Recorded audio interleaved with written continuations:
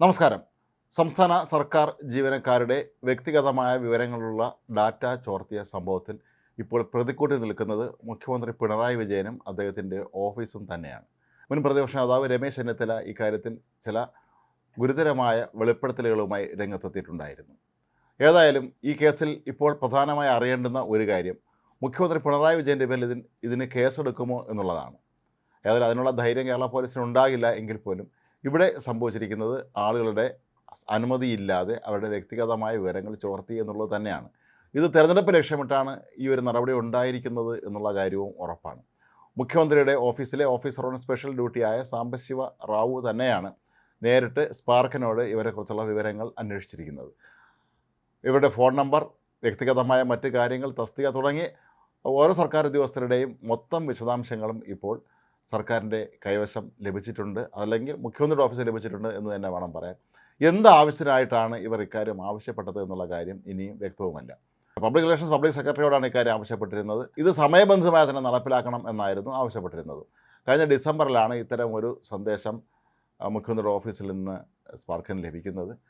ഇതിന് കൃത്യമായ സമയപരിധിയും എല്ലാം തന്നെ നിശ്ചയിക്കുകയും ചെയ്തിട്ടുണ്ടായിരുന്നു. അപ്പോൾ ഈ ഒരു സാഹചര്യത്തിൽ എന്തുകൊണ്ടാണ് തെരഞ്ഞെടുപ്പ് അടുത്ത ഈ ഒരു സന്ദർഭത്തിൽ ഇത്തരത്തിലുള്ള ഒരു അന്വേഷണം നടക്കുന്നത് എന്നുള്ള ചോദ്യം അന്ന് നിരവധി കോണുകളിൽ നിന്ന് ഉയരുകയും ചെയ്തിട്ടുണ്ടായിരുന്നു. ഏതായാലും ഇപ്പോൾ പുറത്ത് വരുന്ന ഈ ഒരു വിവരങ്ങളൊക്കെ തന്നെ നമ്മെ അമ്പരപ്പിക്കുന്നതാണ്. കാരണം ഒരു സംസ്ഥാന സർക്കാർ തന്നെ ഈ നാട്ടിലെ ആളുകളുടെ വ്യക്തിഗതമായ വിവരങ്ങൾ അവരുടെ അനുമതി കൂടാതെ തട്ടിയെടുക്കുക എന്ന് പറയുന്നത് വളരെ ഗുരുതരമായ ഒരു തെറ്റായിട്ട് തന്നെയാണ് കണക്കാക്കേണ്ടത്. ഇതിൻ്റെ കേസെടുത്താണ് അന്വേഷണം നടത്തേണ്ടത്. ഇന്നലെ കേരള ഹൈക്കോടതിയും ഇക്കാര്യത്തിൽ അതിശക്തമായ തോതിലുള്ള വിമർശനമാണ് നടത്തിയിരുന്നത്.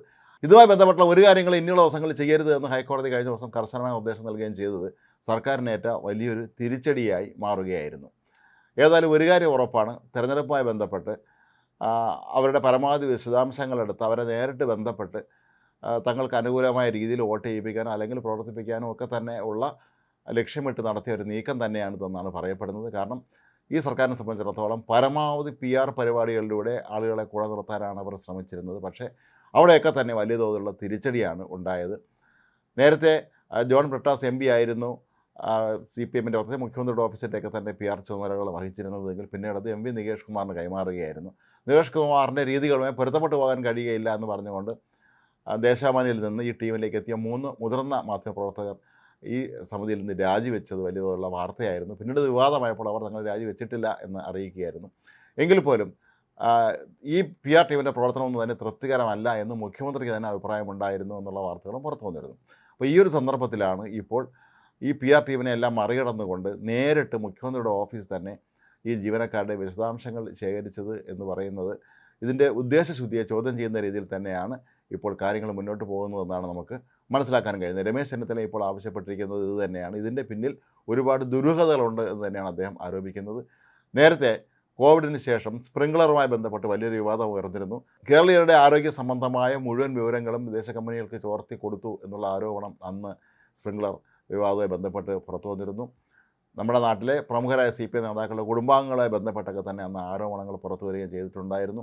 ഇതിനൊന്നും തന്നെ കൃത്യമായ മറുപടി അന്ന് മുഖ്യമന്ത്രിയോ അല്ലെങ്കിൽ അന്നത്തെ ആരോഗ്യവകുപ്പ് മന്ത്രിയോ ഉൾപ്പെടെയുള്ളവർ നൽകിയിരുന്നില്ല എന്നുള്ളതാണ് പരമാർത്ഥം. പക്ഷേ ഇപ്പോൾ പുറത്തു വരുന്ന ഈ വിവരങ്ങൾ ആരെയും ഞെട്ടിപ്പിക്കുന്നത് തന്നെയാണ്. എല്ലാ വകുപ്പുകളിൽ നിന്നും ശേഖരിക്കുന്ന ജീവനക്കാരെക്കുറിച്ചുള്ള വിവരങ്ങൾ എക്സൽ ഷീറ്റിലാക്കി നൽകാൻ സർക്കാർ സ്ഥാപനത്തോട് തന്നെയാണ് ആവശ്യപ്പെട്ടത് എന്നും പറയുന്നുണ്ട്.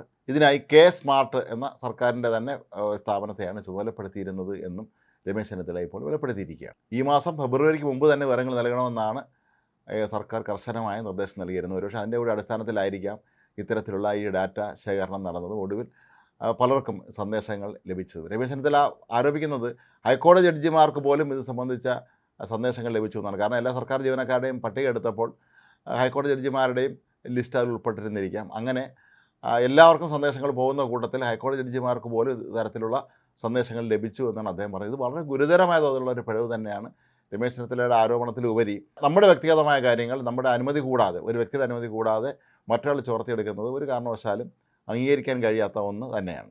ഈ മാസം 12-ാം തീയതിക്കകം എല്ലാ വിശദാംശങ്ങളും നൽകണം എന്നാണ് മുഖ്യമന്ത്രിയുടെ OSD ആവശ്യപ്പെട്ടിരുന്നത്. ഇവിടെ വരുന്നൊരു ചോദ്യം, മുഖ്യമന്ത്രി അറിയാതെ മുഖ്യമന്ത്രിയുടെ ഓഫീസർ സ്പെഷ്യൽ ഡ്യൂട്ടി എങ്ങനെയാണ് ഇത്തരത്തിലുള്ള ഒരു ഉത്തരവ് പുറപ്പെടുവിക്കുക? മുഖ്യമന്ത്രിയുടെ അനുമതിയോട് കൂടി തന്നെ ആയിരിക്കണം ഇത് സംഭവിച്ചിട്ടുള്ളത് എന്നുള്ളത് 100% ഉറപ്പാണ്. പ്രത്യേകിച്ച് പിണറായി വിജയനെ പോലെയുള്ള അതിശക്തനായ എല്ലാ കാര്യങ്ങളും കർശന നിലപാട് സ്വീകരിക്കുന്ന ഒരു മുഖ്യമന്ത്രിയോട് ചോദിക്കാതെ അദ്ദേഹത്തിൻ്റെ കീഴിൽ പ്രവർത്തിക്കുന്ന ഒരു ഉദ്യോഗസ്ഥന് ഒരു കാരണവശാലും ഇത്തരത്തിലുള്ള ഒരു നിർദ്ദേശം നൽകാൻ കഴിയുകയില്ല എന്ന് തന്നെയാണ് രമേശ് ചെന്നിത്തല ഇപ്പോൾ ചൂണ്ടിക്കാട്ടുന്നത്. കഴിഞ്ഞ ദിവസം ഹൈക്കോടതി തന്നെ ചോദിച്ചത് ഇത്തരത്തിലുള്ള വ്യക്തിഗതമായ ഡാറ്റയ്ക്ക് എന്ത് സുരക്ഷയാണുള്ളത് എന്നാണ്. സ്വാഭാവികമായി ഹൈക്കോടതി എന്നല്ല ആരാണെങ്കിലും ചോദിച്ചു പോകുന്നൊരു ചോദ്യമാണ്. നമ്മുടെ എല്ലാ കാര്യങ്ങളും ഒരു മനുഷ്യൻ്റെ സ്വകാര്യമായ കാര്യങ്ങൾ സൂക്ഷിച്ചു വയ്ക്കേണ്ട, അതല്ലെങ്കിൽ പുറത്തുവിടാതിരിക്കാൻ ശ്രദ്ധിക്കേണ്ടുന്ന ഒരു സർക്കാർ തന്നെ അവരുടെ തിരഞ്ഞെടുപ്പ് വിജയം ലക്ഷ്യമിട്ട് ഇത്തരത്തിലുള്ള ഒരു നീക്കം നടത്തിയത് ശരിക്കും കേരളത്തിലെ ജനങ്ങളെ മുഴുവൻ തന്നെ ഈ സർക്കാർ വഞ്ചിച്ചിരിക്കുന്നു എന്നുള്ളതിൻ്റെ ഒരു മികച്ച തെളിവായി മാറുകയാണ്. ഏതായാലും ഹൈക്കോടതി നാളെയാണ്, അതായത് വ്യാഴാഴ്ചയാണ് വിശദീകരണം നൽകാൻ സർക്കാരിനോട് ആവശ്യപ്പെട്ടുള്ളത്. നാളെ സംസ്ഥാന സർക്കാർ ഇക്കാര്യത്തിൽ എന്ത് വിശദീകരണമാണ് നൽകുന്നത് എന്നുള്ളത് വളരെ പ്രധാനപ്പെട്ട ഒരു കാര്യമാണ്. നാളത്തെ സർക്കാരിൻ്റെ വിശദീകരണത്തെ അടിസ്ഥാനമാക്കിയായിരിക്കാം ഒരുപക്ഷെ ഇതുമായി ബന്ധപ്പെട്ട് ഇപ്പോൾ കേസിന് പോയ കോൺഗ്രസിൻ്റെ സംഘടനാ നേതൃത്വം ഇനി അങ്ങോട്ടുള്ള നടപടിക്രമങ്ങൾ എന്താണെന്ന് തീരുമാനിക്കേണ്ടത്. തിരഞ്ഞെടുപ്പ് അടുത്തിരിക്കുന്ന ഈ ഒരു സാഹചര്യത്തിൽ UDFും BJPയും ഒക്കെ തന്നെ മുഖ്യമന്ത്രിയുടെ ഓഫീസിൽ നിന്നുണ്ടായ ഈ ഗുരുതരമായ ഈ ക്രമക്കേടിനെക്കുറിച്ച് വിപുലമായ രീതിയിൽ തന്നെ അന്വേഷണം നടത്തണമെന്ന് ആവശ്യപ്പെടും. തിരഞ്ഞെടുപ്പിൽ വളരെ ഒരു പ്രധാനപ്പെട്ട വിഷയമായി ഇത് മാറാനും സാധ്യതയുണ്ട്.